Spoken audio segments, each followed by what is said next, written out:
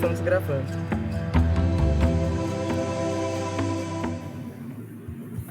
Boa noite, então, a todas, todos e todes. Pedimos desculpas aí pelo erro que a gente teve na transmissão, mas nada que possa ser contornado, né? Estamos todos aqui motivados, né? Online e dispostos a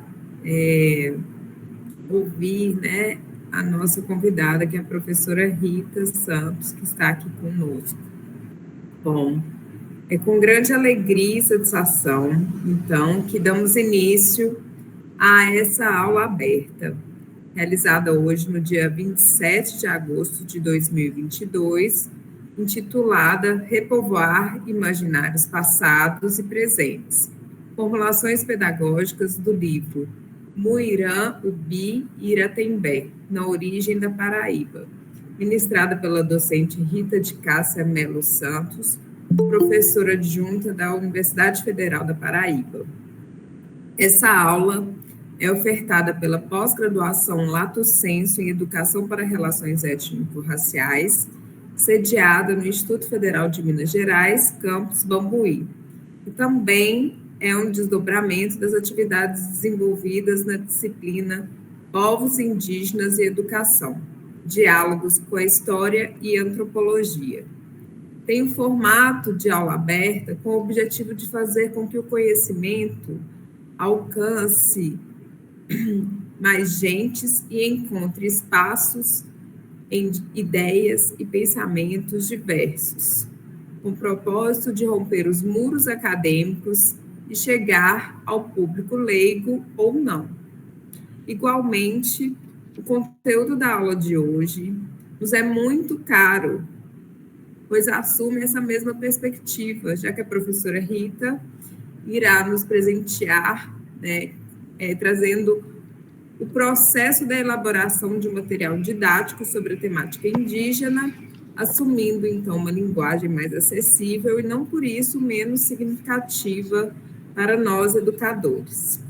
Passo, então, inicialmente a palavra para a nossa coordenadora, Samira Santos, fazer uma breve apresentação da nossa pós-graduação.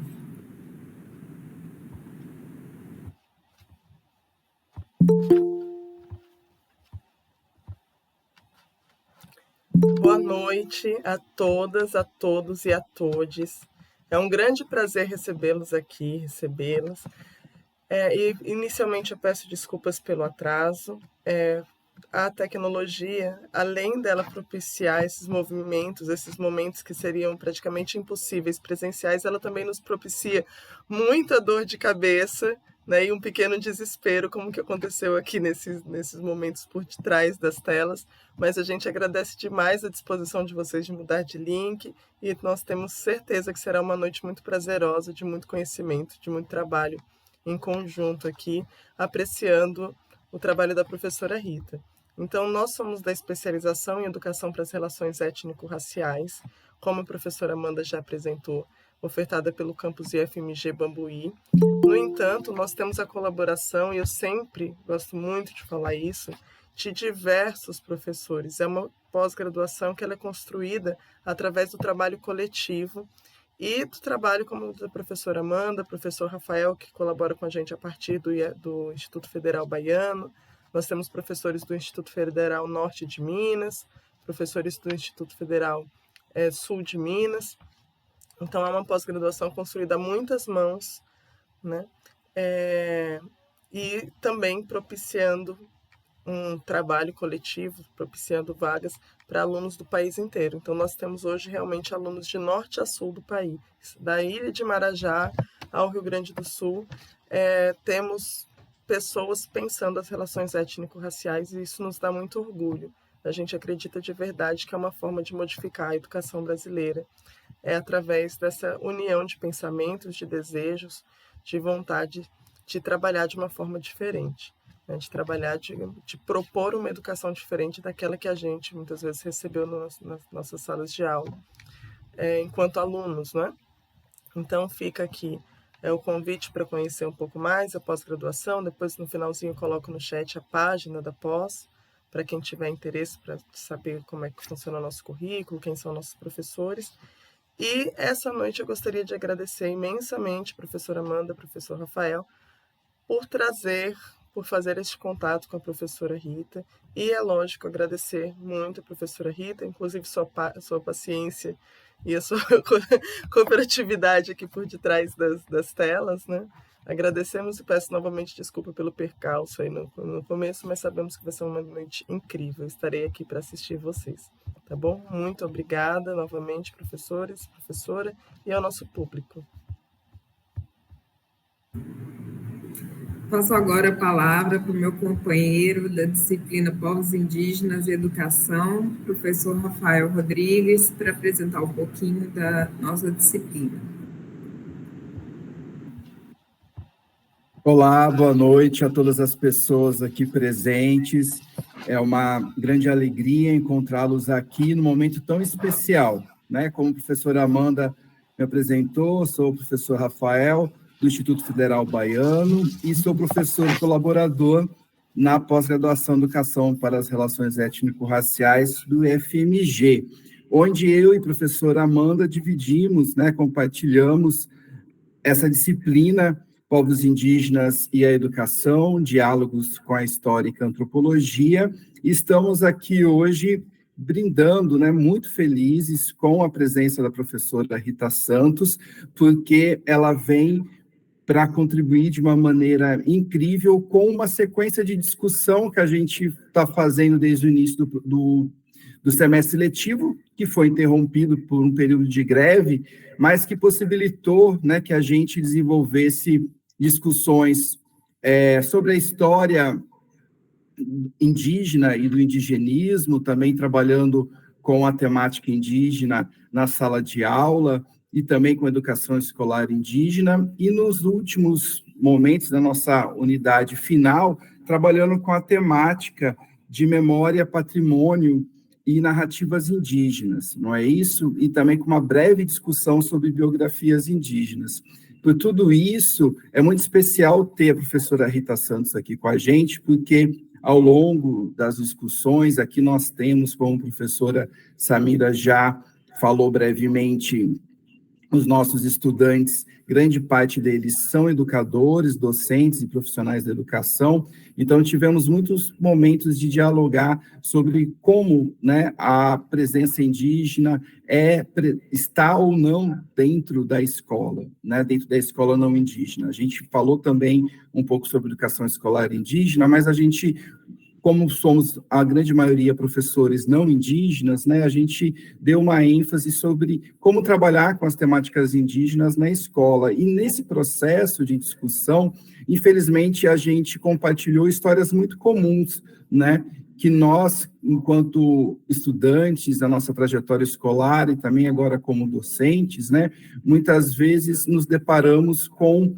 uma realidade que é muito distante do que são os povos indígenas no Brasil, e de muitas formas de como isso é trabalhado na escola. E a gente sabe que a formação docente inicial e continuada na temática indígena, ela é muito pequena ainda, né? Então, há muito para ser feito nesse sentido. E por tudo isso que a presença da professora Rita aqui é extremamente importante, porque ela vem contribuir nesse nosso processo de formação docente continuado, para que a gente trabalhe com mais propriedade, com mais potência, as temáticas indígenas dentro dos nossos ambientes educativos.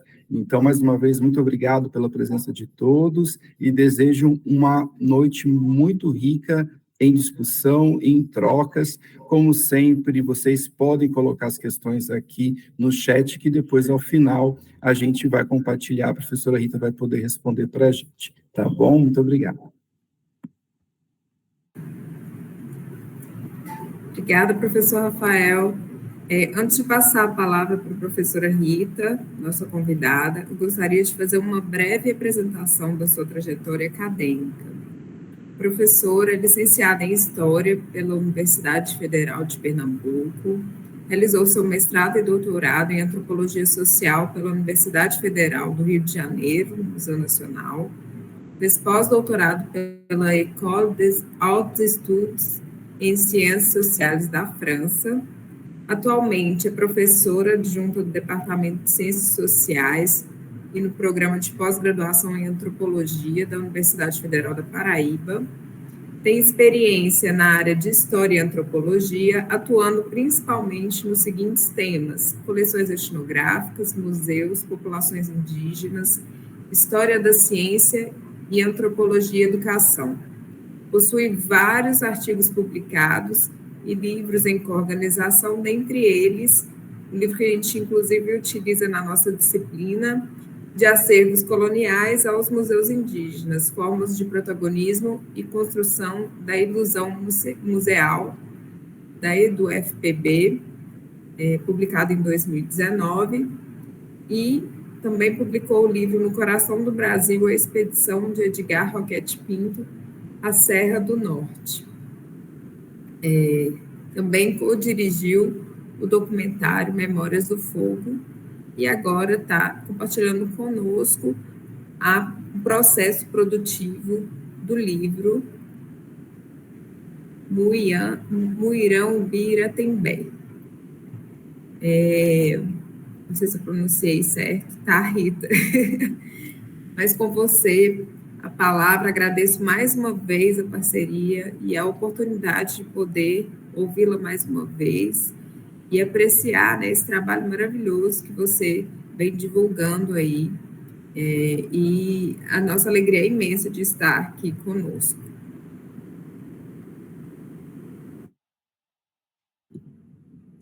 Obrigada, Amanda, pelas palavras, pelo convite, né? Agradecer também a Samira e ao Rafael, né, pelo acolhimento e, sobretudo, a presença de todo mundo que está aqui hoje, né, participando dessa aula aberta. Eu sou uma grande entusiasta da educação, né? Como a Amanda salientou, minha formação inicial é em História, é uma licenciatura em História. Eu fui docente também da educação básica por alguns anos antes de ingressar na carreira universitária. E, de certo modo, foi a educação básica que me conectou ainda mais com a temática de estudo dos povos indígenas, né? Quando eu iniciei o meu trabalho acadêmico, lá por volta da primeira década dos anos 2000, ainda ali em conjunto com a Lei 11.645, foi a partir de um trabalho sobre populações indígenas, que eu vou falar um pouco mais à frente, que eu fui cada vez mais me aproximando da educação, né? Essa área que é tão importante e que hoje eu fico muito feliz de estar numa pós-graduação da educação das relações étnico-raciais, que a gente sabe que é um ganho e o resultado de um longo processo, né, que se inicia ali desde 2006, né, primeiro com a obrigatoriedade do ensino da história e da cultura afro e depois com o somatório da questão indígena, né, da história e da cultura indígena. Então, são dois marcos fundamentais, não só como marcos legais, mas como um reconhecimento mesmo, a contribuição, né, dos povos de origem afro e os povos indígenas à formação nacional. Então, é um pouco daí que eu parto, na verdade, para a minha trajetória acadêmica, e todo esse diálogo, que depois eu vou explicitar um pouco mais com a educação e com a educação básica, ele vem desse lugar, né? Então, hoje, como a Amanda já destacou, eu trouxe para a gente conversar um pouco sobre o processo de fabricação desse livro, que se chama, pronunciou certinho, Amanda, Muirão-Bira Iratembé, na origem da Paraíba, que foi lançado esse ano pela editora Ases, e que é fruto de um projeto de extensão. Depois eu também vou falar um pouquinho dessa ideia, dessa relação entre universidade, extensão e ensino, que também, para mim, eu acho que é muito importante, na configuração das relações e como a gente vai desdobrar. Tomando por pressuposto que a maior parte das pessoas são...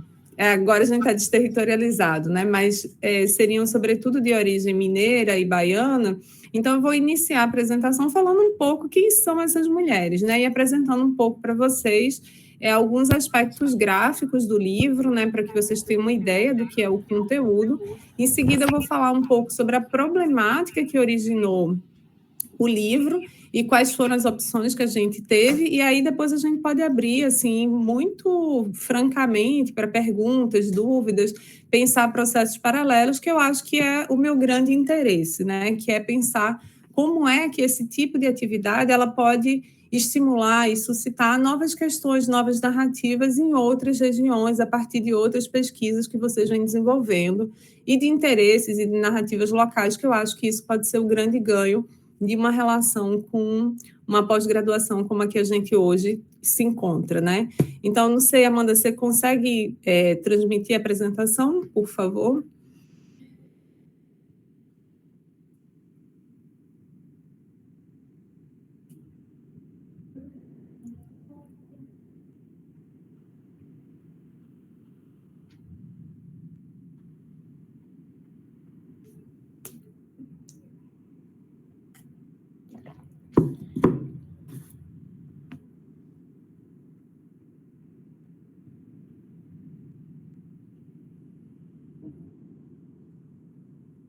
Pronto, obrigada, Amanda. Então, a gente vai falar hoje, né, dessas 3 figuras que estão aí na tela, Muirão Bi, a Iratembé e a Clara Camarão, que são figuras fundamentais na formação inicial da Paraíba, né? Então, eu denominei essa apresentação de Repovoar imaginários passados e presentes, formulações pedagógicas do livro Muirão Bi e Iratembé na origem da Paraíba, pensando justamente essa ideia de que ainda subsiste, eu vou voltar também sobre esse ponto um pouco mais à frente, de que não há conhecimento sistematizado e organizado sobre as populações indígenas e ainda mais sobre as mulheres indígenas, né? Então, eu acho que existe como se fosse um duplo silenciamento, né? Ainda, apesar do avançar das pesquisas, do aumento significativo da produção acadêmica sobre populações indígenas, ainda há, digamos assim, principalmente esse trânsito entre universidade e educação básica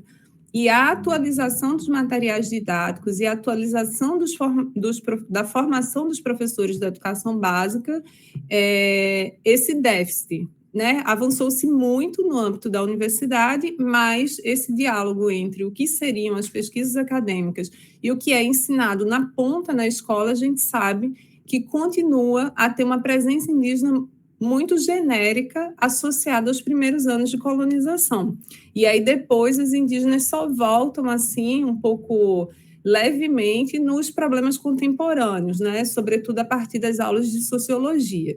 Então, essa dimensão quase sempre, né, os livros didáticos, eles acabam circunscrevendo essa participação e essa contribuição da presença indígena aos primeiros anos da colonização, quando, na verdade, os estudos mais recentes já apontam para uma contínua presença da população indígena no território nacional ao longo de todo o tempo, né? Antes da colonização e durante os mais de 500 anos de formação do que veio a ser o Brasil.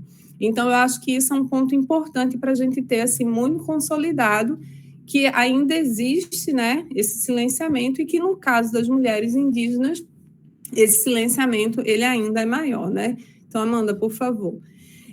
No livro, eu não vou falar somente da presença das mulheres indígenas, mas de um conjunto de pessoas indígenas com destaque para a presença das mulheres, né? Então, também vai aparecer o Felipe Camarão, o Pedro Poti, o Zorobabel, o Antônio Paraupaba, figuras que estão ali pensadas e que são importantes para esse recorte que eu dei, que era dos anos iniciais, de como se fez a formação da capitania da Paraíba, né? Então, desde o desmembramento da capitania de Pernambuco até a expulsão dos holandeses em meados do século XVII. Então, a gente parte ali dos primeiros anos da colonização, da primeira década, a partir de 1500, até 1654, né? Esse seria, digamos assim, o grande arco temporal sobre o qual os 3 capítulos do livro eles versam, em que cada um dos capítulos vai estar dedicado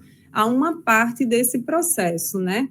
Então, começando pela figura da Muirão Bi, no próximo slide, quem é essa mulher, né? Então, a Muirão Bi, ela era uma indígena tabajara, né, que vivia ali nas cercanias de Recife, e que ela começa a ser documentada a partir do casamento dela com o Jerônimo de Albuquerque. Quem era esse Jerônimo de Albuquerque? Ele era cunhado do Duarte Coelho, que chegou na capitania de Pernambuco, né, em 1535, com a sua esposa, com seu cunhado, com seus filhos, para fazer a ocupação ali da região de Recife, Olinda, que estava num conflito entre os caetés e tabajaras. Então, a documentação histórica ela já aponta assim, para uma presença muito grande das populações indígenas na região e para a existência de conflitos interétnicos entre eles, dos quais os portugueses vão se utilizar por meio, inclusive, do matrimônio do cunhado, né, de Jerônimo de Albuquerque com a Muirão-Bi, para conseguir arregimentar, para juntar guerreiros tabajaras que pudessem auxiliar nessas empreitadas de conquista da região.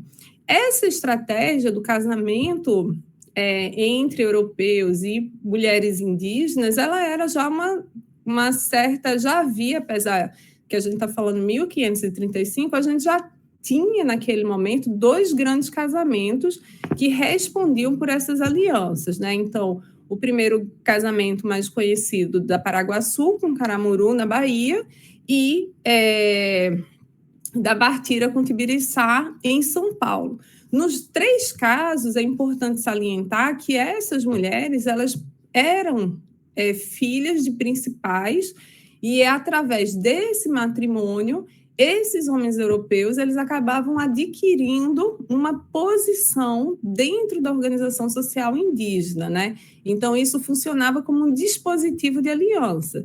Não era algo também que era somente, digamos assim, dessa relação indígena-europeu. A gente também tem que lembrar que, mesmo nas casas dinásticas europeias, o casamento, nesse momento, ele também representava uma aliança política, né? Então, existia, o casamento, ele simbolizava uma aliança política, né? Ele era uma forma de fazer negócios, ele era uma forma de estabelecer relações dentro desse âmbito ali do século XVI, XVII, né? A ideia do amor romântico, depois a gente pode discutir isso, ela não estava posta em cena, embora as narrativas em relação às mulheres indígenas, elas sejam sempre um tanto heróicas, né? Então, o que se conta da história que a documentação conta, né, da história do Jerônimo de Albuquerque com a Muirão-Bi, é que ele havia sido ferido no olho, inclusive ele perde a visão de um dos olhos numa das batalhas, ele teria sido tornado prisioneiro, e aí, nesse momento em que ele se torna prisioneiro, ela cuidaria dele, se apaixonaria, e eles mantiveram, então, uma relação equivalente a um casamento, né? Então, ela recebe o nome de Maria do Espírito Santo nesse momento, ela é batizada, e aí eles passam a ter uma relação estável, equivalente ao casamento, do qual nascem 8 filhos. E aí esses filhos, reconhecidos pelo pai, depois passam a ocupar também cargos importantes, digamos assim, dentro da organização da colônia. E é através desse casamento, através dessa aliança política e da mobilização dessas forças indígenas tabajara, que eles conseguem vencer os caetés, né, que seria outro povo indígena, e em 1537 eles instalam a Vila de Olinda, que é uma das vilas mais antigas do Brasil. O Jerônimo de Albuquerque, ele também é uma figura assim, que ele não é somente o cunhado do donatário, né? Então, em 1554, Duarte Coelho, ele é convocado para batalhas no continente africano, depois ele vem a falecer, e entre a nomeação do novo donatário é o Jerônimo de Albuquerque, com a Brite de Albuquerque, sua irmã, viúva do Duarte Coelho, que fica comandando a capitania de Pernambuco. Então, ele se torna também, junto, né, com a presença dessa mulher indígena, o principal responsável por uma das principais colônias produtoras de açúcar do Brasil naquele momento, né? Então, a gente está falando de um casamento de uma mulher indígena que se torna bastante, digamos assim, relevante nesse momento, e a posição do Jerônimo de Albuquerque, ela é uma posição de bastante visibilidade, né? Então, isso vai levar que a Catarina da Áustria, quando há a união de Portugal e Espanha, digamos assim, combata esse casamento, porque ele faz parte, o Jerônimo faz parte de uma elite, né, política e vinculada à nobreza, e aquele casamento é apontado como casamento irregular. Então, em 1562, ele separa-se, né, da Muirão-Ubi, casa-se com a Filipa de Melo, com quem ele vai ter outros filhos, embora ele não renegue os filhos que ele teve com a Muirão-Ubi, né, que passa a ser conhecida como uma das mães do povo brasileiro. É uma posição diferente, né, da posição da Catarina Paraguaçu e da Bartira, que possuem, ao longo do tempo, né, conseguem manter, digamos assim, o seu status de casamento com esse homem europeu. A Catarina Paraguaçu, mesmo após a morte do Caramuru, ela continua sendo reconhecida, né, como a rainha do Brasil, recebendo honrarias, sendo capaz de fazer doação de terras. Então, a posição dessas mulheres indígenas ela era muito variável de acordo com a situação política de cada momento. Então, se no momento uma mulher indígena poderia ser reconhecida, receber herança, fazer doações em seu próprio nome, como foi o caso da Catarina Paraguaçu, em outro momento seu casamento poderia ser simplesmente desfeito pelo fato dela ser uma mulher indígena, como foi o caso da Muirão-Ubi. Então, são tensionamentos em relação a essa posição feminina durante o período colonial que a gente chama atenção, embora o impacto e a relação que essa descendência vai ocupar naqueles primeiros anos seja também bastante relevante e digno de nota naquele momento, né? Então, próximo slide, Amanda, por favor. E aí a gente vai explorando, eu vou falando um pouquinho dos materiais e no final, depois, a gente pode voltar a isso na conversa. Então, a gente vai explorando um pouco uma série de elementos, tanto documentais, oficiais, como cartas, livros, enfim, documentos oficiais em relação a essas informações, como a gente também vai explorando um tanto do conhecimento popular sobre esses materiais. Então, esta é uma pintura naif que integra, né, a coleção lá do Museu de Arte Naif do Rio de Janeiro, em que ele retrata essa chegada do Duarte Coelho à capitania de Pernambuco, e ali tem as figuras principais, né, ao centro, Duarte Coelho conversando com a mulher indígena e o Jerônimo de Albuquerque na ponta conversando com outra mulher indígena. E aí depois a gente pode falar um pouco sobre isso, a gente vai criando uma série de jogos a partir desses elementos para permitir que a gente estabeleça um diálogo com esses jovens estudantes, a partir também de uma dimensão um pouco mais lúdica, ilustrada, enfim, com elementos que fazem parte desse cotidiano dos jovens na escola, né? Para a gente não ficar tão, digamos assim, restrito somente à parte da documentação oficial. A segunda história, Amanda, por favor, é a da Iratembé, que é uma jovem indígena, né, essa potiguara, que ocupava, ela é filha de um principal chamado Iniguaçu, que era uma liderança potiguara da região da Serra da Copoaba, né, um pouco ao norte da ilha de Itamaracá. Ela seria uma jovem, assim, narrada na documentação como muito bonita e que foi, digamos assim, ludibriada, enganada por um jovem caboclo que a seduziu e levou ela para Olinda sem o consentimento do pai. Isso também é uma coisa interessante, porque aí aqui a gente vai ter uma relação que é muito diferente das relações que eu já falei sobre a Muirão-Ubi, a Catarina Paraguaçu e a Bartira, em que havia, digamos assim, um consentimento familiar nessa relação. A Iratembé, ela é sequestrada, ela não digamos assim, não passa por uma negociação com a família, ela é levada para Olinda, e aí o pai designa 2 irmãos dela para ir buscá-la, né, com a ajuda do governador. E aí é consentido o retorno da Iratembé, e no meio do caminho, quando os irmãos estão trazendo ela, eles param, né, no engenho Tracunhaém, que ficaria a meio caminho, né, entre Olinda e a região onde ela habitava, e nessa situação, ela então, o Diogo Dias, que é um cristão novo, que havia comprado grande parte dessa região, né, e tinha estabelecido um engenho, fica completamente seduzido por ela, e retém a sua saída, dizendo que não vai liberá-la. E, a partir daí, tem-se uma série de notícias e de informes sobre uma batalha sangrenta que levou ao extermínio de todas as pessoas que habitavam, então, o engenho de Tracunhaém, que veio a ser conhecido como Massacre de Tracunhaém, ocorrido por volta de 1574. Então, assim, a represália dos potiguaras ao sequestro, né, da Iratembé vai levar, digamos assim, a uma crise política que vai constituir, digamos assim, o marco principal do desmembramento do que seria a capitania, então, da Paraíba, da capitania de Pernambuco e a criação da capitania da Paraíba como uma área em separado dessa área anterior.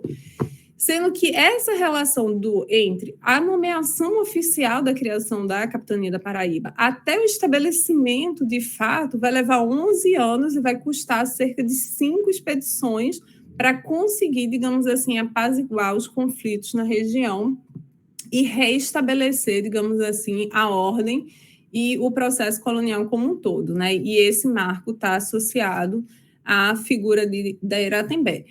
A gente conta essa história, mas não no sentido somente de pensar a relação do sequestro, mas pensar também a força da população indígena no sentido quando contrariada, o que essa história nos conta, né? Ela nos conta da necessária aliança e do consentimento dessas populações em relação ao que diz respeito à sua própria vida. Ela não fala somente de uma relação amorosa, ela fala do domínio que essas pessoas tinham sobre os territórios e a autonomia que elas tinham também para definir e lutar, digamos, por aquilo que elas acreditavam, né? Pelo aquilo que elas determinavam que deveria ser o correto. Então, essa dimensão de um domínio completo da figura do europeu que chega no Brasil e que chega na região do que vem a ser o Brasil e que conquista e que extermina todas as populações muito rapidamente, ela não é correta, no sentido em que se leva muito tempo e custa muitas forças o estabelecimento dessa hegemonia da colonização em relação às populações e ao território que se passa a ocupar. Então, assim, é um processo contínuo de negociação e também da necessária aliança com essas populações nos termos em que elas estão se colocando, né? Então, isso é um ponto, digamos assim, que a história da Iratembé, ela nos desvela através desse conto de uma jovem raptada, né? É interessante também a gente pensar essas figuras que vocês estão vendo, né? A Muirambi, que vocês viram antes, e a Iratembé, que vocês estão vendo agora, elas são recriações. Eu também vou voltar a isso na parte da discussão. E não existiam, digamos assim, registros iconográficos sobre essas mulheres. E aí, a partir, digamos assim, dessas narrativas oficiais, a partir dessa compilação, a gente foi com o Eduardo Lima, né, que foi o estudante que fez essas ilustrações. Ele é estudante de filosofia da UFPB e fez parte do projeto de extensão do qual originou esse livro. A gente foi recriando essas imagens. E esses desenhos e essas pinturas, né, que aparecem nas pernas e nos braços da Iratembé são pinturas potiguara que foram informados a ele, né, por Sanderline, que é uma indígena potiguara, uma importante mulher potiguara, né, que conhece as pinturas e que informou esse processo e, em diálogo com ele, construíram esses desenhos para Iratembé, né? Próximo slide, por favor, Amanda. E junto, né, vocês estão vendo a própria cidade da Paraíba, em 1626, que foi construção de João Teixeira Albernaz. Então, a gente vai recuperando também esses mapas, né, e essas cartografias como forma de junção com essa nova criação artística, né? Então, é um processo de pesquisa iconográfica, mas também um processo de construção de novas iconografias, né? Então, era um pouco nesse sentido que eu queria chamar a atenção à dimensão desse repovoar imaginários, né?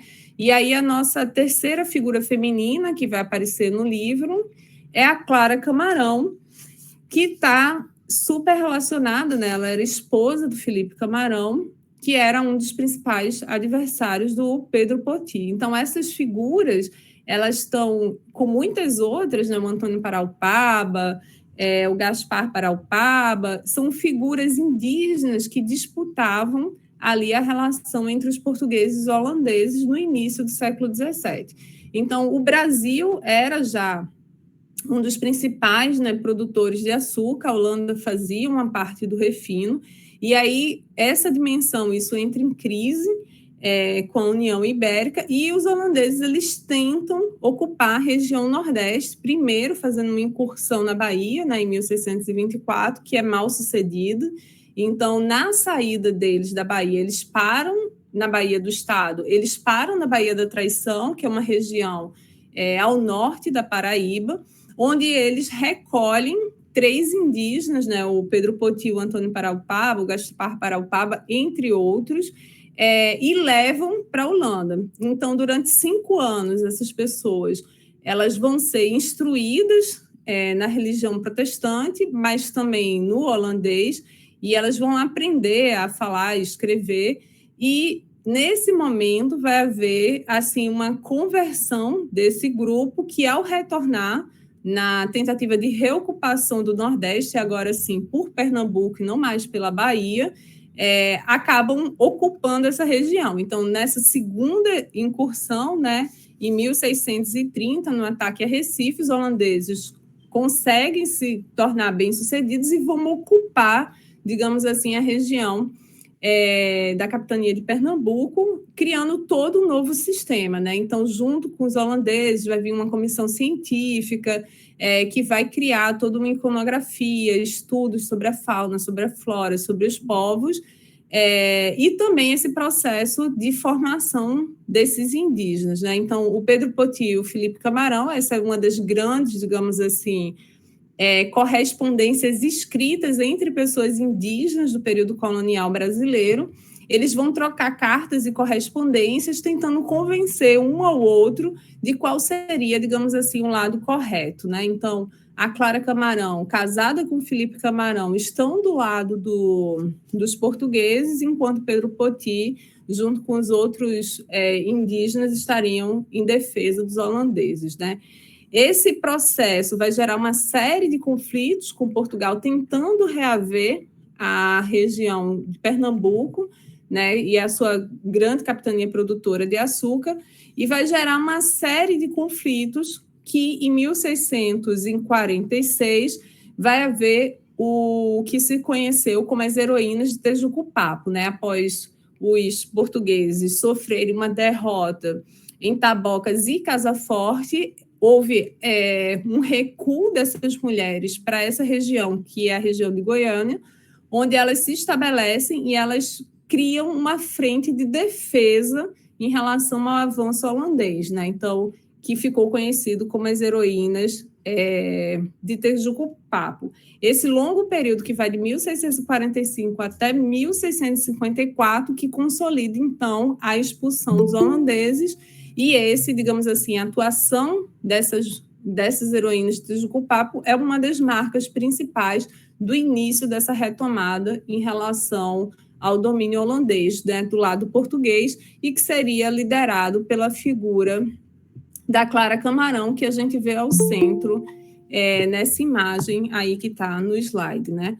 Então, junto com isso, aí aqui a gente fez uma opção estética, né, de representar a Clara Camarão como uma mulher indígena guerreira, com suas armas, com sua faca, né, como uma figura que trouxesse essa imagem de uma pessoa que estava, como a narrativa, né, as outras fontes contam, envolta em processos de retomada militar mesmo, né, de batalhas, de conflitos, né? Então, a ideia também da gente pensar essas figuras femininas a partir de elementos que contassem visualmente aquilo que está sendo contado, digamos assim, pelas fontes escritas, né? Então, explorar também uma diversidade nessa representação. Então, enquanto a Iratembé, ela tem a marca, assim, da juventude, das pinturas, a Muirãobi, a questão do vestido, da coisa mais senhorio, dos modos como as mulheres se vestiam e eram representadas, né? As senhoras e as damas coloniais eram representadas. Então, a gente foi explorando, junto com o Eduardo, essas 3 visualidades, né? Digamos assim, esses 3 arquétipos, essas 3 grandes construções imagéticas, para pensar também a pluralidade de papéis femininos que eram possíveis ali durante o período colonial. Então, o próximo, Amanda, por favor.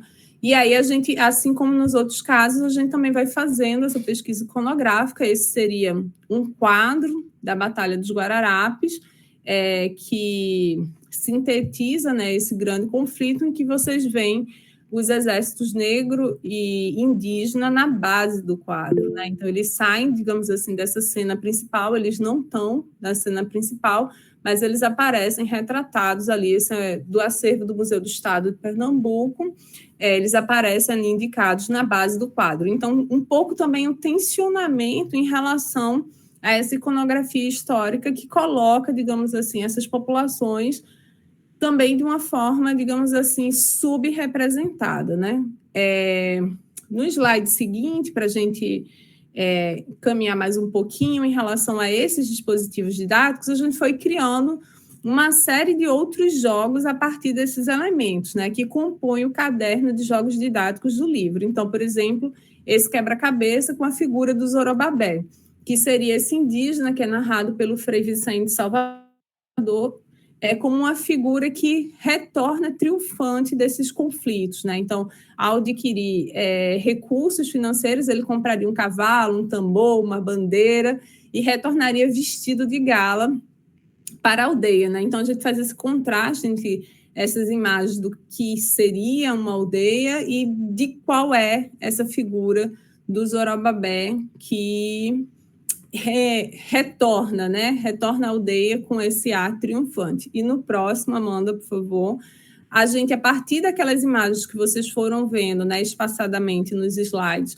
mas também a partir de outras imagens que a gente vai apresentando no livro, a gente fez esse jogo de tabuleiro, né, em que aparece, digamos assim, as principais cidades que atravessam a narrativa do livro. Então, a Vila de Olinda, a Vila de João Pessoa, né, a Serra da Ibiapaba, a região do Rio Grande do Norte, onde eles também vão se refugiar. Então, os elementos da iconografia que vão compondo esse fundo desse jogo de tabuleiros, que tem uma série de perguntas, com cartas de perguntas e respostas, em que, ao retomar esse conteúdo, os estudantes podem ir percorrendo, né, essas casinhas e ganha quem, digamos assim, acertar mais perguntas relativas às narrativas que foram trabalhadas ao longo do livro. Tem outros jogos também, tem jogos de colorir, labirinto, jogo de 7 erros, enfim, tem um conjunto de jogos que foram pensados com material iconográfico e com material que foi constituído, o material iconográfico oriundo da pesquisa histórica e também o material iconográfico que foi constituído a partir, digamos assim, desse trabalho junto com o Eduardo. Então, digamos, essa é a estrutura e as principais questões que o livro traz, né? Essas são as narrativas dessas mulheres. Ainda tem um pouco mais de narrativas sobre os homens, mas a minha ideia aqui era centrar um pouco mais nas mulheres. E aí eu queria passar para a segunda parte, né, do que eu pensei em conversar com vocês, que é de onde advém essa questão. Por que eu estou inventando? Por que eu inventei de construir esse livro? O que eu tenho a ver assim, com essa história? Por que eu estou construindo, digamos assim, materiais que tragam isso para a sala de aula, né?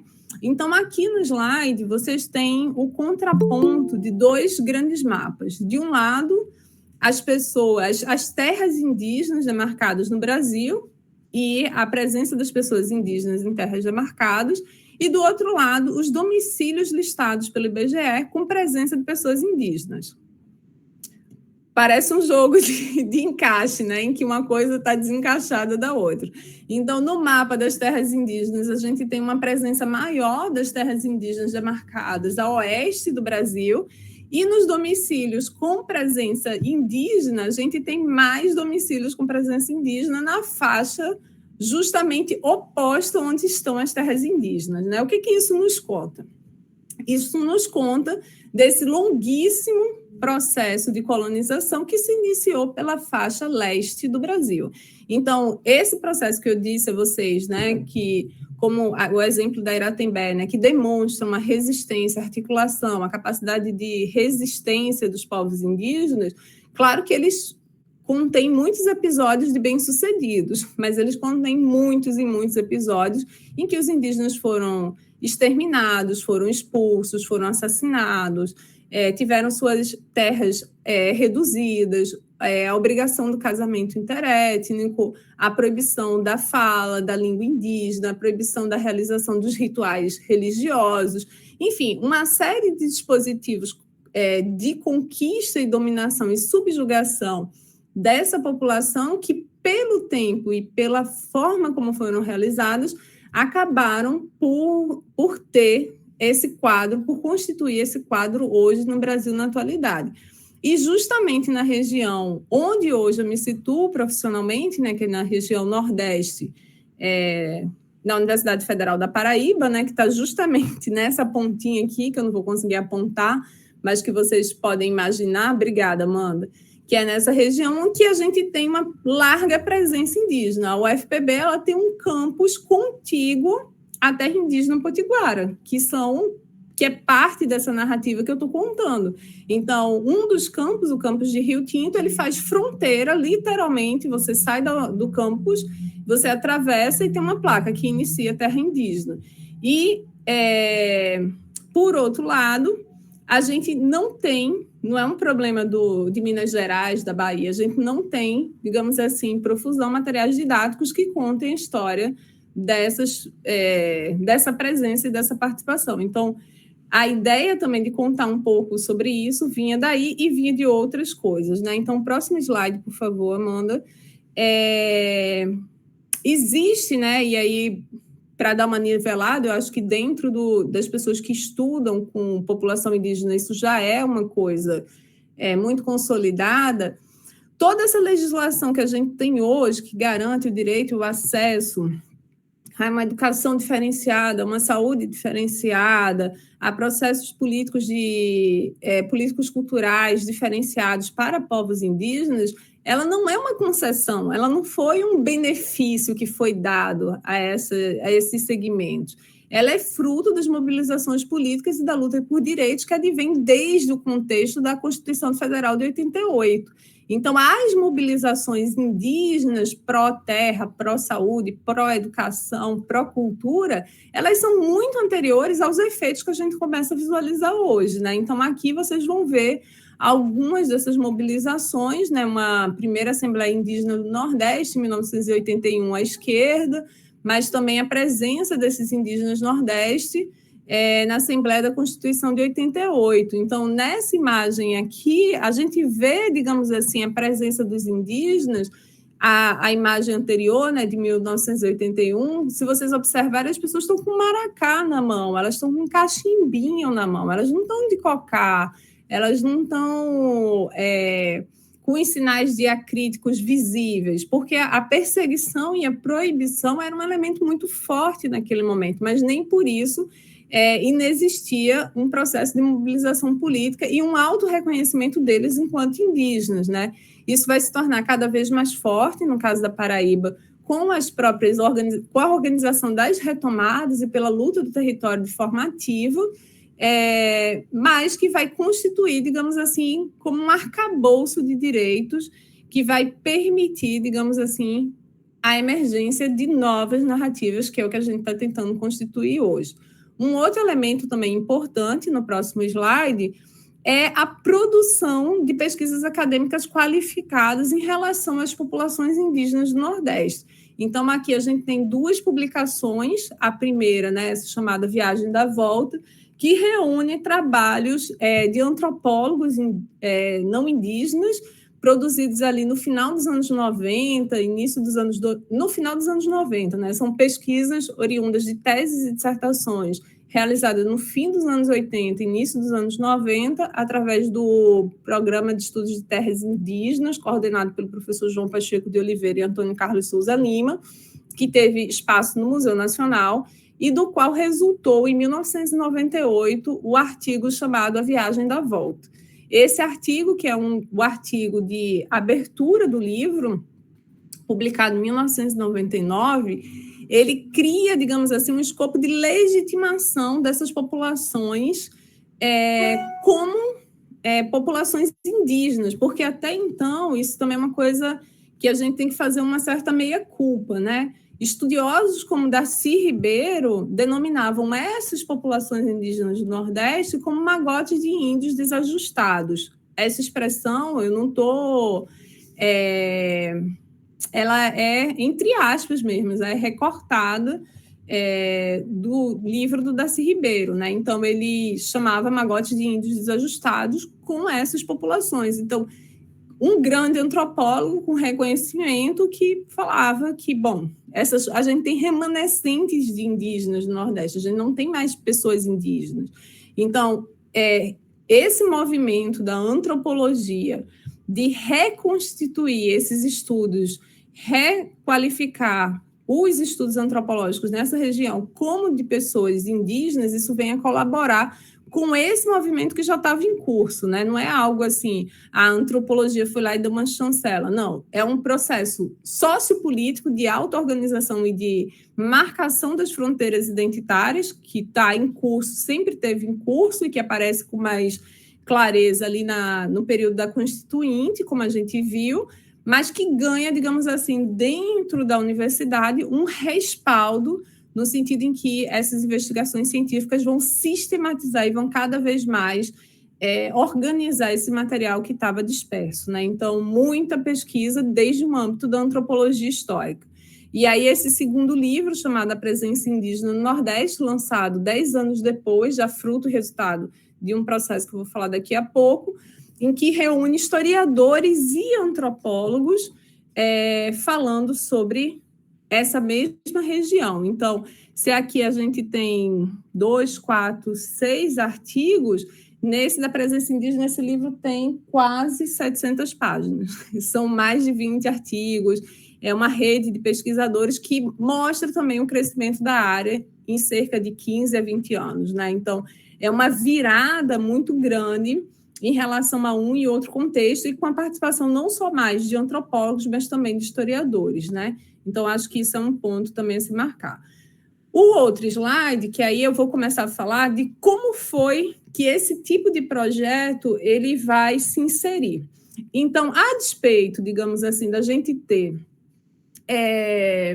a população indígena mobilizada, a despeito da gente ter pesquisas acadêmicas já consolidadas, a despeito da gente ter já artigos constitucionais que garantiam a legitimidade jurídica desse reconhecimento à diferença, subsistia, digamos assim, na região, uma representação desses indígenas que não condiziam com eles. Então, quando a gente ia, por exemplo, para o Museu do Estado de Pernambuco, para o Museu do Homem do Nordeste, naquela época, né? Hoje em dia o quadro já é bem diferente, para o Instituto Histórico Geográfico de Alagoas, as coleções que representavam os povos indígenas eram, sobretudo, coleções amazônicas e xinguanas. Não existiam coleções de pessoas indígenas do Nordeste naqueles anos, né? No início lá dos anos 2000. Isso criava, né, dentro do imaginário, porque não tinha material didático. Nos museus eram apresentados os indígenas de outras regiões. Havia como se fosse um vazio em relação a essa apresentação desses indígenas do Nordeste para um grande público. E foi a partir desse contexto, seguinte, por favor, Amanda, que a gente passou a constituir o que foi o primeiro projeto que eu participei, chamado Exposição Os Primeiros Brasileiros. Essa exposição é a exposição que eu tomei parte ainda na época quando eu era licencianda em História, na UFPE.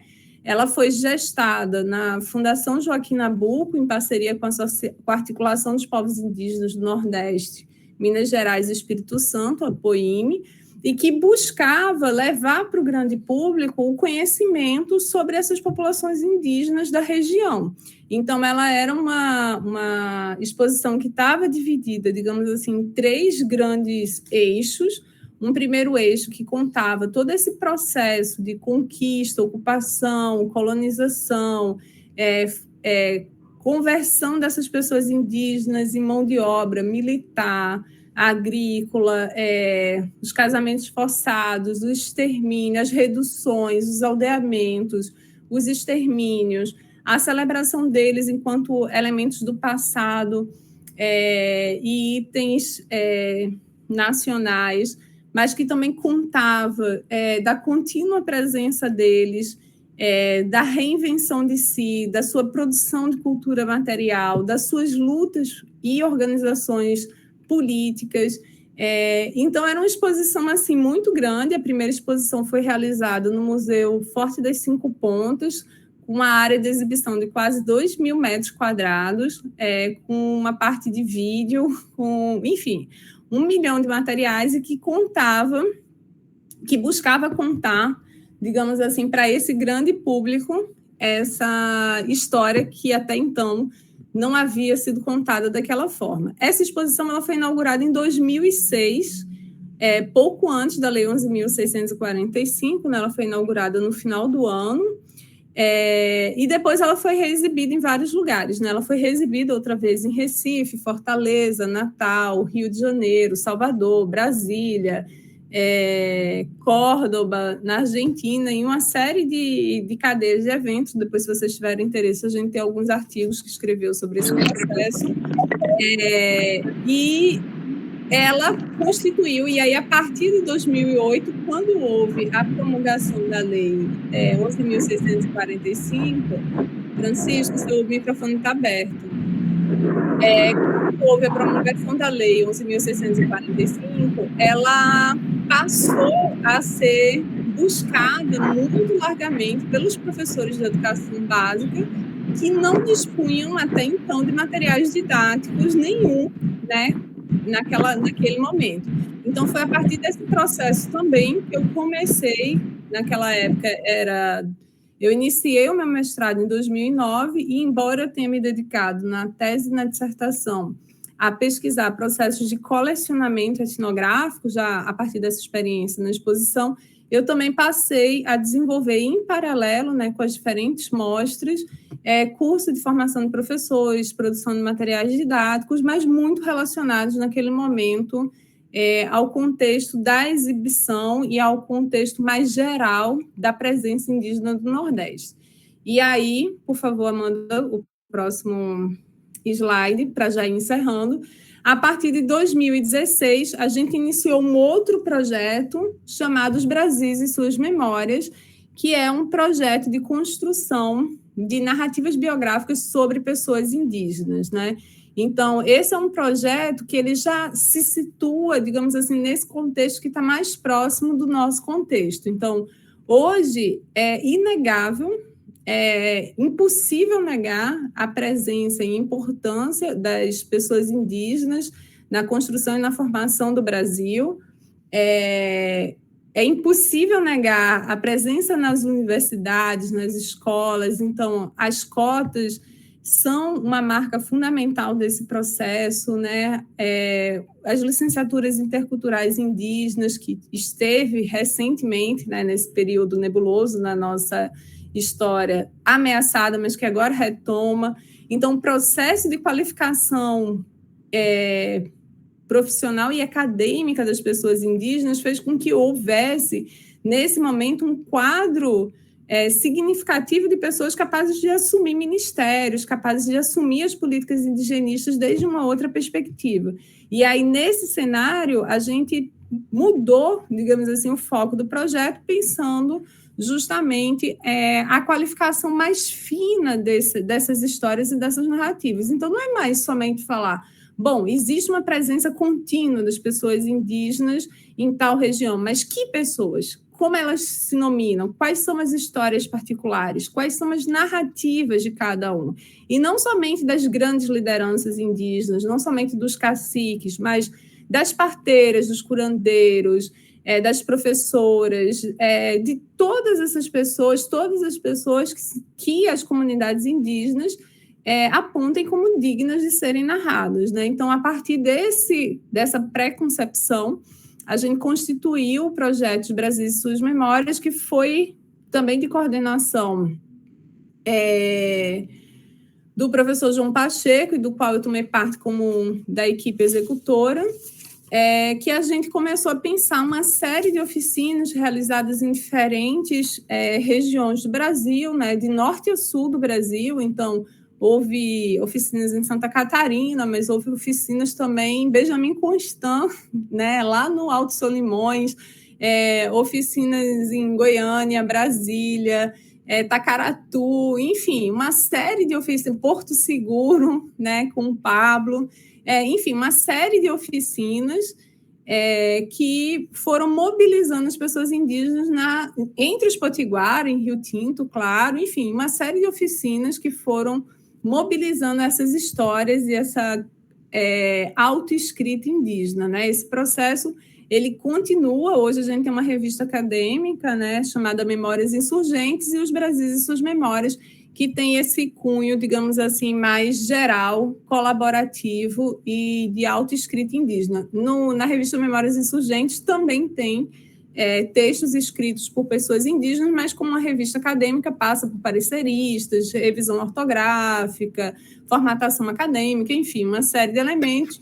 E os Brasis e Suas Memórias, ele tem uma dimensão mais experimental. Então, para encerrar mesmo, né, e para pensar quais são essas conexões, materiais como esse que eu apresentei na primeira parte da fala, né, como a Muirãobi e Iratembé na origem da Paraíba, elas decorrem desse processo de diálogo entre essa presença geral e essa narrativa específica. Então, em 2016, no início do projeto Brasil e Suas Memórias, foi o ano que eu ingressei na UFPB como docente, e nesse ano eu estabeleci um projeto de extensão, né? Um beijo aí para todas as minhas extensionistas que participaram desse projeto, chamado Trajetórias Indígenas, em que a gente fez um levantamento das diferentes trajetórias particulares de pessoas indígenas na Paraíba em diferentes tempos. E aí foi quando a gente decidiu, e foi aí que mobilizou o Eduardo, que era um aluno que desenhava, a Valclécia, a Isadora, a Eveline, enfim, uma série de estudantes, não vou citar todo mundo aqui porque era muita gente, que foi, digamos assim, co-construindo junto comigo essas narrativas, buscando esses fragmentos e elaborando esses materiais que resultaram mais recentemente na publicação do livro.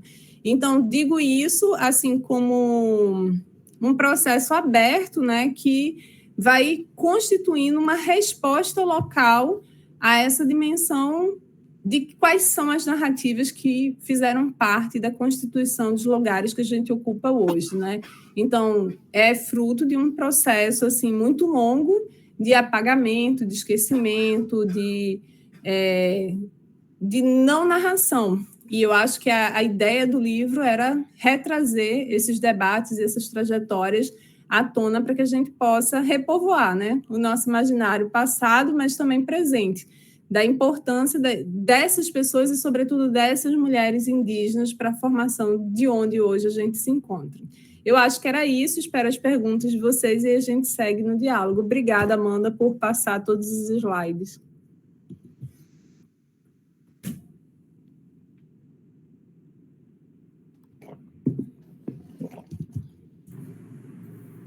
Nossa, que aula maravilhosa, né? Foi muito cativante te ouvir falar, né? E sobre todo esse processo, como de elaboração do livro, das importâncias, né? De estar tratando aí figuras femininas, né? E sobre outros vieses, não mais aqueles estereotipados, né? Exóticos que colocam a mulher como, e os indígenas na narrativa que normalmente a gente tem contato, né, lugar de submissão, de passividade. Então, como você disse, né, eles assumindo autonomias, né, negociações, articulações, e também não os colocando numa categoria só, né, de indígenas. Aí você já traz essa ideia, né, que muitas vezes é escassa de olhar para o Brasil, né, colonial, sobre essa perspectiva de conflito entre esses povos, interesses diversos, né, alianças outras. Então, eu acho que você deu muitos elementos para a gente, Rita, pensar. Eu acho que está super em diálogo, né, com as discussões que a gente faz em sala de aula. Inclusive, a gente leu, né, esse texto primordial do João, né, que você mencionou, e gostaria de ver aqui no chat, não sei, talvez se já foram feitas algumas perguntas. Professora Amanda? Isso, eu vou passar para o Rafa, que eu coloquei ele nessa missão de fazer esse levantamento.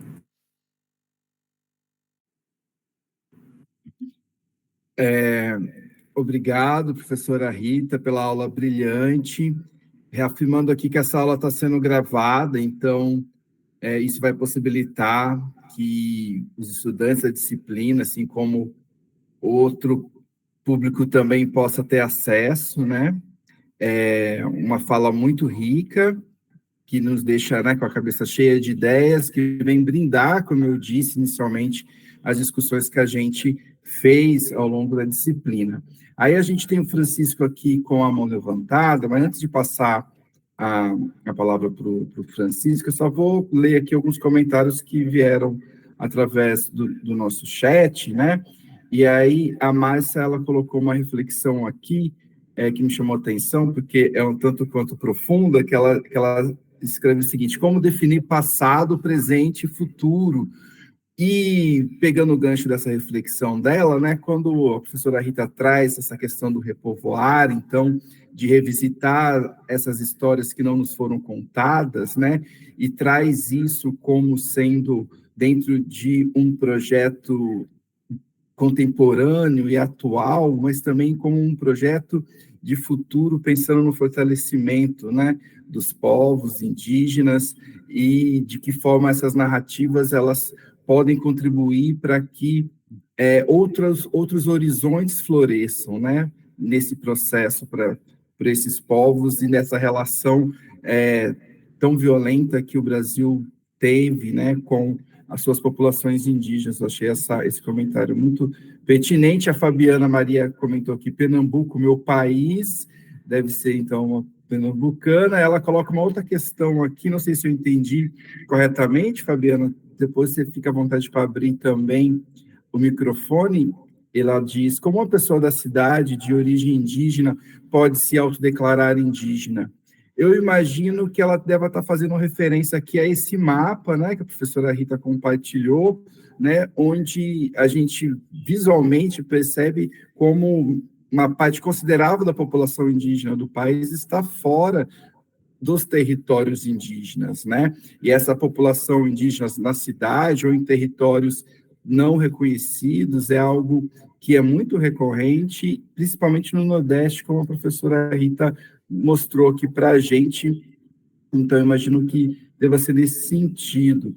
E, por último, aqui, a Maria Iraneide, ela diz o seguinte: fiquei curiosa sobre como foi o processo de pesquisa, escolhas e fontes até a elaboração do produto final para ser utilizado em sala de aula. Então, eu não sei, Rita, se você prefere responder isso ou vamos esperar também a fala do Francisco, você que me diz.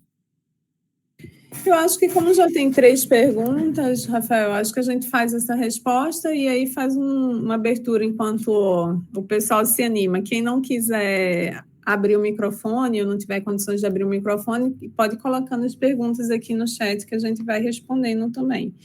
Então, começando lá pelo comentário da Márcia, né, como definir passado, presente e futuro, eu acho que o comentário do Rafael é o meu também, muito nessa direção, né? Todo o passado, ele é presente, né? No sentido, toda a história, ela é sempre uma história feita do tempo presente, né? Então, as questões que a gente coloca hoje para as fontes documentais do passado, a gente está orientado desde os nossos dilemas do presente, e sempre foi assim, né? A história se escreve a partir dos embates e das demandas políticas do seu tempo presente. Então, hoje, essa dimensão da mobilização política dos indígenas é algo que, hoje não, né? Desde sempre, mas, digamos assim, essa dimensão faz com que a gente revisite esses materiais históricos, e aí eu já vou passar também um pouco para a resposta da Maria Iraneide. A gente revisita esses materiais históricos a partir de uma outra perspectiva, né? Então, por exemplo, para a construção desse material, desse novo material, a gente voltou em fontes clássicas, por exemplo, como Frei Vicente Salvador e outras bibliografias. A gente buscou no Instituto Histórico e Geográfico a publicação das cartas Tupi, né, que eram as cartas trocadas entre o Felipe Camarão e o Pedro Poti. A gente buscou na Biblioteca Nacional imagens cartográficas, no Museu do Estado de Pernambuco, né? Enfim, a gente foi fazendo, digamos assim, um compilado muito grande de pesquisas imagéticas e documentais sobre essas populações em diferentes arquivos, facilita o fato de eu ser também historiadora, né, de eu ter uma larga experiência em pesquisas em arquivos, que fui treinada, né, desde a graduação, inclusive para esse projeto da exposição que eu mencionei. Uma das minhas atribuições na época era fazer levantamento de fontes para a exposição, então isso já me dava uma certa expertise, não específica na região da Paraíba, mas de uma forma geral em como transitar nesses arquivos. Isso não é uma coisa fácil, eu acho que, não sei, Rafael, Amanda, Samira, eu acho que isso é uma coisa interessantíssima e necessária de ser feita, que é pensar como é que a gente faz pesquisa em arquivo, porque cada arquivo ele tem seu livro de tombo, ele tem seus sistemas eletrônicos. Hoje em dia, muita coisa está digitalizada, o que permite que a gente faça pesquisas remotas, mas cada um desses acervos, eles têm seus trâmites próprios, né? Então, assim, tem muita coisa que é analógica, mas tem muita coisa que é digital. E para cada uma dessas bases, a base da Biblioteca Nacional não é igual à base do Arquivo Nacional, que não é igual à base do Museu Nacional. Enfim, cada uma dessas bases, elas têm, digamos assim, sua própria configuração. Houve também um projeto muito interessante no início dos anos 2000, chamado Projeto Resgate, que fez a digitalização de fontes históricas, né, que estavam em Portugal e que disponibilizou isso online para várias universidades, e hoje está disponível em vários lugares também, em várias plataformas. Então, o Projeto Resgate...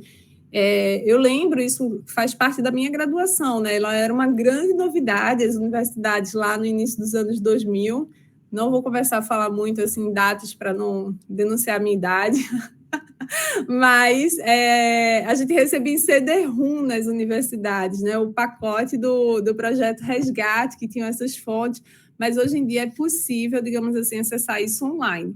Então, foi a partir desse material... E aí a gente começou a pensar também quais eram os personagens que mais rendiam, né, em termos de documentação. Existe um trabalho da Val Clécia, que foi minha orientanda de graduação e mestrado, né, e hoje é minha orientanda de doutorado, que ela fez, por exemplo, uma tentativa de narrar sobre a figura do Guiragibe, que também é um indígena, que é relevante, mas que tem pouquíssima documentação. Então, ela reflete também sobre a ausência da documentação como um elemento, né? Às vezes a gente pensa assim que a gente só pode falar da presença, mas a ausência, o apagamento, ele também é um dado histórico, né? Por que a gente tem, digamos assim, determinados registros históricos sobre alguns segmentos populacionais que migraram para o Brasil e os documentos relativos à importação à conversão, né, de pessoas de origem africana em escravos, isso é mais bagunçado. E a relação de escravização de pessoas indígenas, ela é quase inexistente. Isso são hierarquias sociais, né? Isso pode ser abordado desde um ponto de vista crítico, né? Então, era um pouco esse jogo, assim, Maria Iraneide, não é fácil juntar, fazer pesquisa histórica, fazer recriação, mas é possível e é uma coisa que é muito prazerosa também, né? É um processo, assim... Quem tem curiosidade, quem gosta de construir narrativas, isso é uma coisa muito bacana. E em relação à Fabiana, né, possivelmente pernambucana também, como eu, como é que se pode se declarar pessoa indígena. Então, o censo do IBGE, que foi aquele que eu recuperei o mapa, né?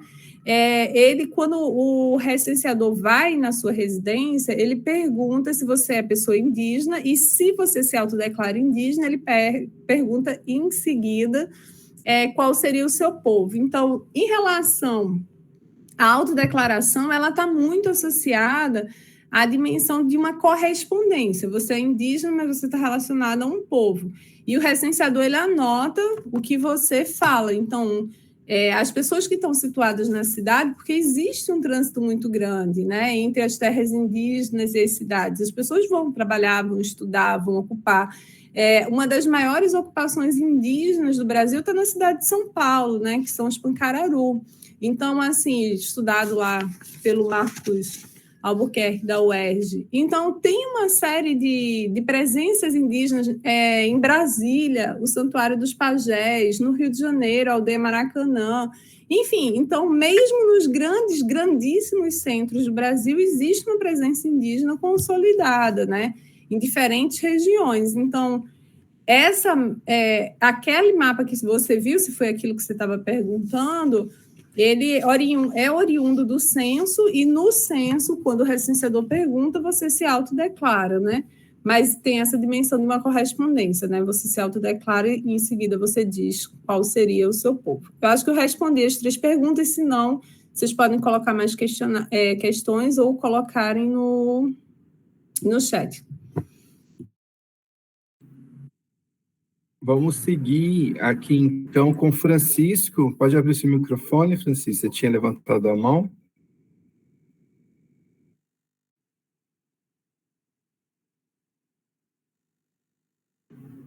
Francisco, você quer fazer uma pergunta? Sua mão está levantada aqui.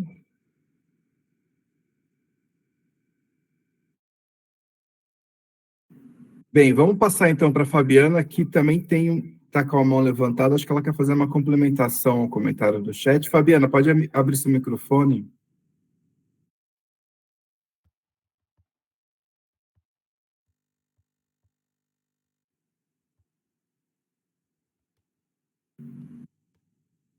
Fabiana, você quer abrir seu microfone para fazer a pergunta? Você está com a mão levantada.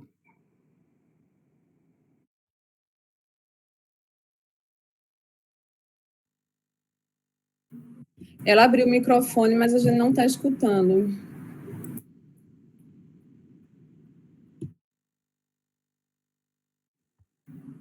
A gente não está te ouvindo, Fabiana.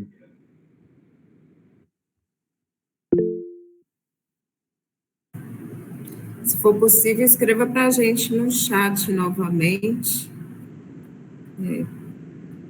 Por último, aqui, Maria Iraneide escreveu: no último IBGE, os povos indígenas e quilombolas tiveram a categoria especial, ou seja, perguntas que antes se restringia apenas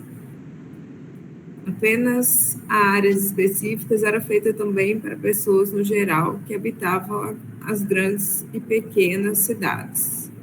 Isso contribuiu para contabilizar esse pessoal, tanto indígenas como quilombolas. Tipo, você se considera indígena, quilombola? Se sim, abrir a opção etnia. Isso é o que a professora estava dizendo, a professora Rita. Mas é importante, né? Eu acho que também a gente pensar uma coisa que é muito recorrente quando estou conversando, né, com pessoas que apresentam essa ascendência indígena, né? Eu acho que o material didático ele é importante também nesse sentido, da gente pensar no que está implícito quando você fala, minha avó, minha bisavó foi pega no laço, né? E aí a gente reproduz isso diversas vezes, né? Eu, na verdade, já ouvi isso muitas vezes das pessoas. O que isso quer dizer, no fim das contas, né? É sempre uma mulher, né, que é pega no laço. Quase sempre as narrativas falam de uma ascendência feminina, né? E aí a gente se depara com essa questão e uma violência de de um filho que foi gestado e vai ser apresentado muitas vezes como mestiço, né? Não como indígena. E, enfim, eu acho que é importante a gente dizer e pensar quando a gente vai pensar a nossa ascendência, né? E a gente encontra elementos que podem encaminhar para uma ascendência indígena, a gente não se colocar nesse lugar de reproduzir esse tipo de fala e levar com um pouco mais de seriedade um estudo da própria, né, ascendência, se for indígena, tentando mapear isso, né, para encontrar ou um povo, ou por que existe um apagamento na minha família em relação a um fator étnico, né? Entender mais elementos que possam contribuir para que você saiba não só apenas uma história particular, pessoal, né, sua, mas também que está localizada numa regionalidade específica, né? Não sei se Fabiana também pensou nesse caso e se ela pensa em uma ancestralidade indígena, mas é algo que muitos alunos também me perguntam, né? E que eu vejo, por exemplo, aqui no município onde eu estou, pessoas dizendo, aqui na região eram os tapuias, né? Que é também um nome genérico que foi utilizado para nomear os indígenas. Então, o que a gente pode, através, né, da história, de algumas fontes, o que a gente pode buscar, o que está no nosso alcance, né? Então, eu acho que o trabalho da professora Rita nos dá algumas pistas em relação a isso, né? Eu acredito que a gente tem muito a conhecer sobre a nossa história particular, né, relacionada a essa ascendência, mas também nas regionalidades, nas localidades, assim, em que vocês, né, como educadores, estão inseridos, e além das pesquisas que vocês podem desenvolver potencialmente, isso pode ser recurso para a construção de materiais didáticos para serem utilizados por vocês nas escolas, né?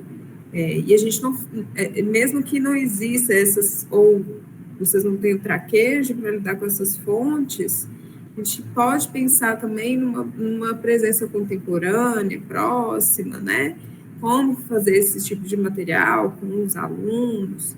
Então, eu acho que a aula de hoje foi um pouco para estimular, né, essa criatividade de vocês, porque muitas vezes essa é a principal queixa, né, dos professores. Mas não tem material didático, ou o material didático é muito genérico, né, não diz respeito à realidade que os povos, né, próximos vivem.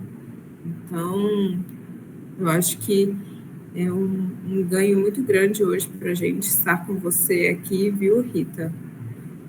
Você quer dizer mais alguma coisa? Palavras finais, talvez? Eu acho que ainda tem algumas pessoas com mão levantada. Será que a gente tem que escutar a Fabiana e o Francisco? Vocês me ouvem agora? Agora sim, Fabiana. Agora sim. Agora é a câmera que não está pegando. O computador está ótimo. Então, a minha questão foi realmente sobre um pouco que a professora Amanda falou. Porque, veja, os indígenas que são aldeados, eles sabem de onde vem seu povo, de onde vem, sabem o nome do seu povo. Então, eles podem fazer esse trânsito pelas cidades, mas vão saber da sua origem. O meu questionamento é sobre, por falta dessas informações sobre as nossas origens, das pessoas que estão hoje na cidade, né, que tem nitidamente origem indígena, mesmo que não se considere o fenótipo como uma heteroidentificação dos indígenas, mas tem pessoas que têm, sim, o fenótipo indígena muito forte, né? O indígena que a gente conhece aqui do Nordeste, né? Pele escura, cabelo liso, alguns traços do rosto, corpo, tem sim. Só que essas pessoas elas não conseguem se declarar indígena porque elas não sabem sua origem, porque isso foi negado historicamente, e ela já é uma pessoa dentro do contexto da cidade, e ela não está em trânsito, né? Como os indígenas que foram aldeados e saem de sua aldeia para estudar, para fazer pesquisa, até para conhecer e saber a sua origem.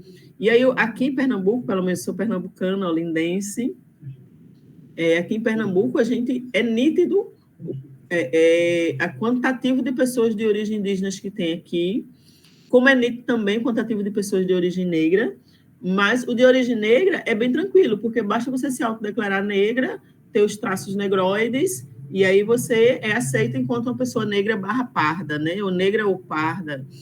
Mas para a questão indígena é todo um processo bem complexo para essa identificação dessa pessoa indígena quando ela não é aldeada, né? Aí eu pergunto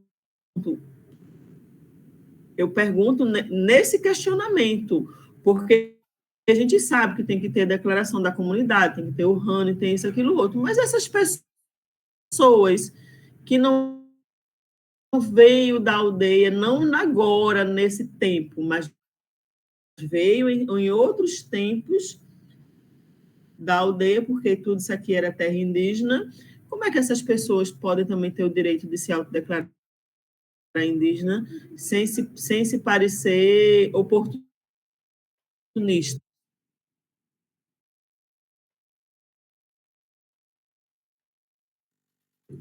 Vamos ver, o Francisco está com a mão levantada. E aí a gente faz a última rodada para encerrar. Francisco?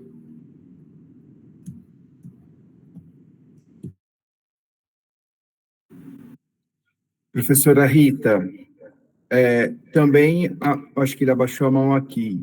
Acho que Samira está com a mão levantada também, e a gente tem também uma pergunta aqui no chat da Yara. Posso aproveitar para fazer agora?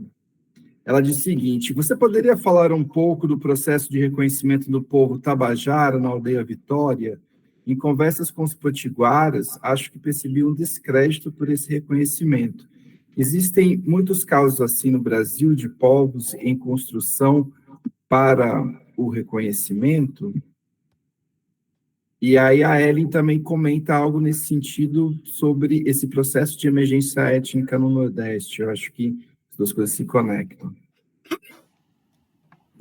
Eu acho que a Samira quer fazer uma pergunta também, ou é um comentário geral, Samira? Comentário. Se você quiser responder primeiro a eles, depois eu... Tá bom. Então, respondendo, porque eu acho que todas as perguntas elas estão dentro do mesmo universo temático, né? Tanto a da Fabiana, quanto a da Ellen, quanto a da Yara, que respondem um pouco já os comentários da Amanda também, né? No sentido de que a relação povo indígena e povo é autodeclaração, mas ela está conectada com essa dimensão do reconhecimento e da vinculação a um povo indígena, né? Então, isso também são processos, eu acho que a gente precisa situar isso historicamente, que decorrem de um determinado contexto, né? Eu acho que hoje existe muita mobilização de pessoas que vêm a partir dessa grande, digamos assim, seara que, vamos colocar bem entre aspas, identitarista, que vem mobilizando, digamos assim, uma retomada das suas próprias trajetórias, das suas próprias histórias, né?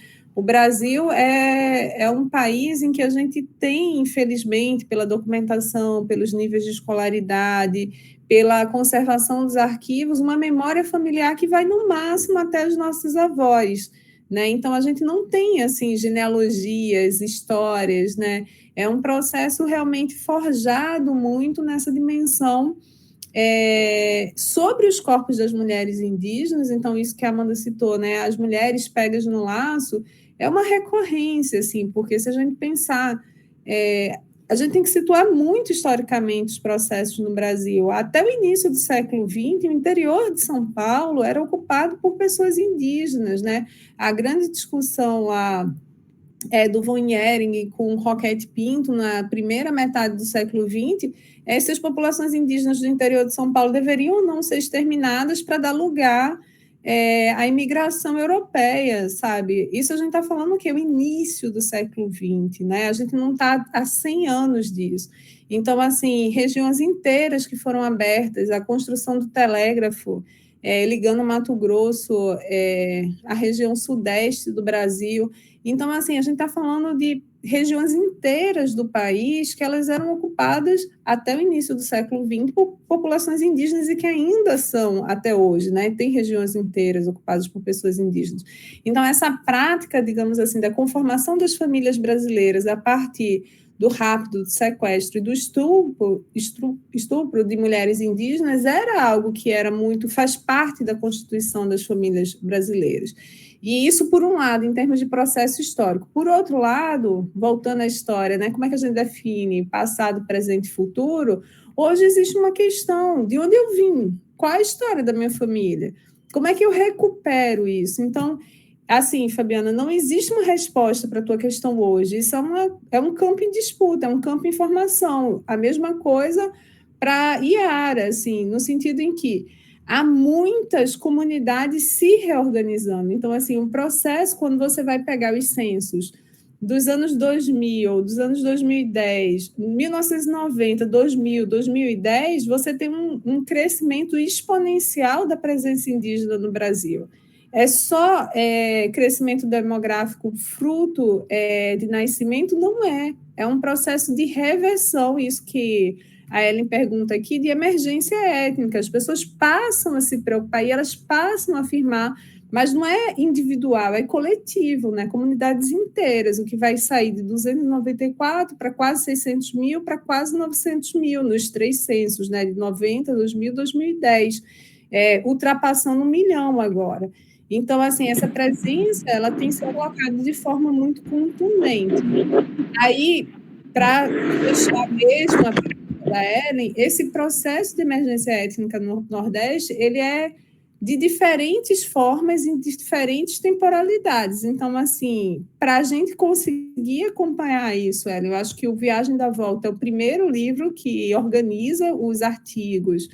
Ali você já tem uma base, digamos assim, dos primeiros grupos a se reconhecerem, e aí daí para frente a gente vai ter uma série de trabalhos que vão decorrer. Aí se você só, digamos assim, ler o Viagem da Volta, depois você pegar aqueles autores e verificar no Lattes a produção e orientação de teses e dissertações, você já vai ter um conjunto muito grande de populações indígenas. E de como foi esse processo, né? Então, isso também é importante da gente sempre trabalhar, né? O Banco de Teses e Dissertações da CAPES é uma fonte maravilhosa, o currículo Lattes também, então você consegue ali ter as principais referências se você for seguindo esse caminho, porque cada processo de mobilização política, e eu fecho com a resposta da Iara, cada processo de mobilização étnica, ele demanda um processo de organização política e de reivindicação e de luta territorial. Então, isso nem sempre é reconhecido, às vezes não por outros povos indígenas, às vezes não pelo poder público, às vezes não por antropólogos, mas as comunidades estão ali se auto-organizando e lutando pela afirmação daquilo que elas acreditam e como elas se colocam. Isso é o mais significativo, entendeu? Então, não é um processo homogêneo, é um processo em disputa, como todo campo, né? Eu acho que é isso. Eu não sei se eu vou, não sei, como eu fiquei aqui confusa agora, Rafael. Se eu devolvo para vocês, se eu já faço as considerações finais, se eu já me despeço, me digam.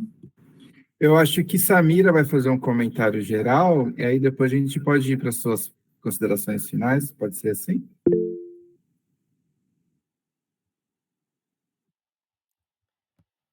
Eu queria fazer um comentário. Assim, o começo da sua fala, principalmente, eu achei fantástico. Já quero o livro, vou atrás de comprá-lo, adquiri-lo, para afinal de contas, né? E que, assim, ele, em diversos momentos, ele remontou muito à história da minha família. Eu te perguntei se você era paraibana, porque minha mãe é. E a gente tem algumas narrativas, assim, ela diz que a bisavó dela, ela conviveu muito com a avó dela, e a bisavó dela conta que a avó dela conta que a bisavó era indígena. E aí tem assim várias fábulas dentro da família que ela era uma indígena, que como ela casou com um homem que era quilombola, os dois acabaram saindo dos seus territórios e foram viver em outro território. E ela tinha, assim, ela sabia alguns feitiços, algumas coisas que faziam ele se transformar em pau quando ele era perseguido pela polícia. Então eles tinham, assim, a gente tem um monte de, assim, uma fábula inteira dentro da família, um processo inteiro fabular dentro da família. Mas eu me reconheço também no que a Fabiana falou. A gente não sabe, por exemplo, a gente não tem noção primeiro de qual a região que eles vieram, as informações, a documentação é muito precária desse período, né? Então a gente não tem. Eu amei, eu acho muito importante sua pesquisa. Vou trazer para os meus filhos, mas vou trazer principalmente para minha mãe. Eu acho que esse reencontro com a identidade e com a história de uma população que foi apagada, eu assim, poderia estar falando de uma forma extremamente acadêmica, etc. agora, mas eu acho que a educação, ela toca, quando ela toca nesses lugares, sabe? De preencher pequenos não, às vezes grandes, pequenos ou grandes vazios de construção identitária. Então, o seu livro, o seu trabalho é importantíssimo, não só na academia, mas eu acredito que para cada um que tem um contato, para cada avó que lê com a criança e fala, nossa, eu conheci alguma história sobre isso, eu já ouvi falar alguma coisa, e é lógico que vai entrando num lugar de fabular, né? Nas fábulas, numa mitologia inteira brasileira que não está disposta nos livros aí. E sobre as suas fontes históricas, agora falando academicamente, né? Eu percebi dentro das perguntas dos nossos estudantes também, de outras pessoas que estão aqui com a gente hoje, o quanto nós ainda precisamos caminhar no processo primeiro de divulgação dessas fontes, porque é sempre muito comum que a gente fala, não tem. Na verdade, a gente tem uma pesquisa aí, um trabalho de 30, 40 anos de pesquisadores levantando essas fontes, e essas fontes estão disponíveis em vários bancos, e que a gente precisa fazer uso delas de uma forma assim, inteligente, interessante, fantástica, como você faz, Rita. Então, eu gostaria muito de agradecer a sua participação hoje aqui e falar que foi assim, para além do acadêmico, foi para mim encantador, tá bom? Então, muito obrigada.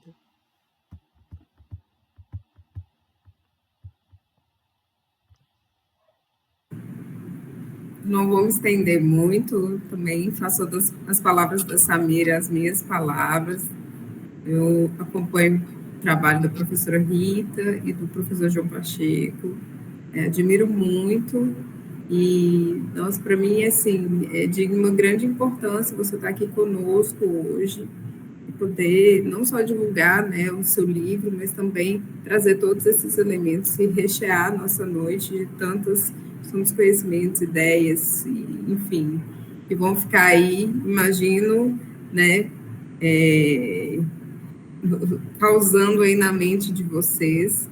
Espero que para a gente consiga aí finalizar com chave de ouro a nossa disciplina. Mas é isso, Rita. Muitíssimo obrigada, viu, pela sua colaboração, sua parceria aqui com a gente. Foi maravilhoso.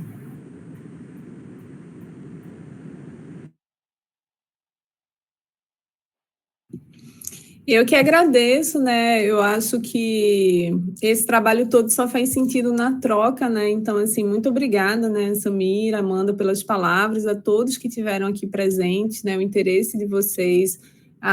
E eu acho que uma coisa que para mim é super importante também é essa dimensão de pensar isso, né? Pensar e apostar que numa pós-graduação a gente vai ter, sei lá, o desenvolvimento de trabalhos, que a gente vai ter continuidade, né? Porque esse trabalho no projeto de Brasil e Suas Memórias, ele foi um projeto que, quando a gente idealizou, a gente pensou assim, 30 biografias. 30 biografias, ele já tem quase 300, acho que mais de 300 agora. E toda vez que a gente chega em qualquer comunidade indígena, os indígenas falam assim, é pouco, professor. Então, assim, a ideia é óbvio, né? Imagina, a gente tem milhares, 1 milhão de pessoas indígenas, o que é 300 biografias? É nada, né? Claro que eles estão certos. Mas, assim, a gente só consegue, digamos assim, maximizar e pluralizar esse quadro a partir da atuação de muitas mãos, né? Então, eu acho que, às vezes, o momento tem sido um pouco mais desafiador, né? Essa dimensão, eu só posso falar por mim? Não, você pode colaborar construindo e colaborando com esse processo, seja de revisitação histórica, de reconstrução dessas narrativas, de pesquisa de arquivo, na construção de biografias de pessoas que estão vivas, né? Então, a Amanda fez um trabalho belíssimo agora, junto com a Ana Flávia, né, para a revista Memórias Insurgentes. Então, eu acho que é muito bonito, né, dentro das nossas pesquisas, das nossas trajetórias acadêmicas, revisitar esse material e reconstruir essas trajetórias. Então, assim, eu acho que e uma pós de relações étnico-raciais, na educação das relações étnico-raciais, a gente tem muito campo para muito trabalho. Então, assim, talvez, né, pensar essa dimensão das oficinas de arquivo, essa dimensão de talvez pensar uma oficina de biografias, né, Amanda, que você possa, sei lá, talvez você mesmo pensar com a Ana Flávia, enfim. Eu coloco o link aqui dos Brasis e Suas Memórias e convido vocês também, é um espaço de experimentação, então pode fazer uma coisa que é mais fácil depois, eu fiz, mas depois eu quero atualizar, quero trocar, então eu troco. É diferente da revista acadêmica, que ela é mais fechadinha, né? Ela passa por uma questão mais rigorosa, mas o site dos Brasis e Suas Memórias também pode ser esse espaço repositório, né? Porque eu entendo também que a produção de um livro, ela envolve muitas camadas, ela envolve a diagramação, a pesquisa maior de imagens, os recursos para revisão, enfim, uma série de trabalho que nem sempre estão disponíveis, mas, né, também se for do interesse de vocês, é possível pensar isso, né? Alguns dos nossos estudantes aqui têm feito publicações nesse sentido a partir das leis estaduais de incentivo à cultura, que tem uma vertente editorial. Isso também é possível, requer mais expertise, mas é possível. Então, eu acho que brigadíssima, Amanda, Rafael, Samira, pelo espaço, por encontrar vocês. Eu adoro sala de aula, né? Eu acho que às vezes o pessoal fala assim, fui para a universidade e que chato, tenho que dar aula, eu queria ser só pesquisadora. Eu sempre quis ser professora, né? Então, eu adoro sala de aula, adoro trocar, adoro encontrar vocês e foi um prazer muito grande estar aqui com vocês hoje. Enfim, e estou aberta aí ao diálogo, sempre que quiserem podem me chamar. Vi muita gente da UFPB aqui também. Estou afastada de sala de aula da UFPB, que estou na chefia, mas estou vendo os estudantes por aqui também, o que é um bom sinal. Não está explicado. Mas que bom que vieram aqui em peso. Rafa, você quer dizer mais alguma coisa? Eu quero só, mais uma vez, te agradecer, Rita, pela sua generosidade, por esse compartilhamento, né, de tantas ideias aqui. A gente fecha com chave de ouro a nossa disciplina, porque as discussões que a gente teve aqui, com certeza, podem ser sementes, né, e como você mesmo falou, a gente espera que frutifiquem, né, em projetos, iniciativas, para que essas trocas continuem se fortalecendo. Então, gostaria de agradecer a presença de todos, os estudantes que estão aqui presentes, pessoal, o público que não é nosso estudante, que eu também vi por aqui. Então, agradecer Samira, que esteve à frente da organização desse momento aqui com a gente, e desejar uma boa noite para todos nós, um bom descanso e que a gente se encontra em breve. Tá bom? Um grande abraço.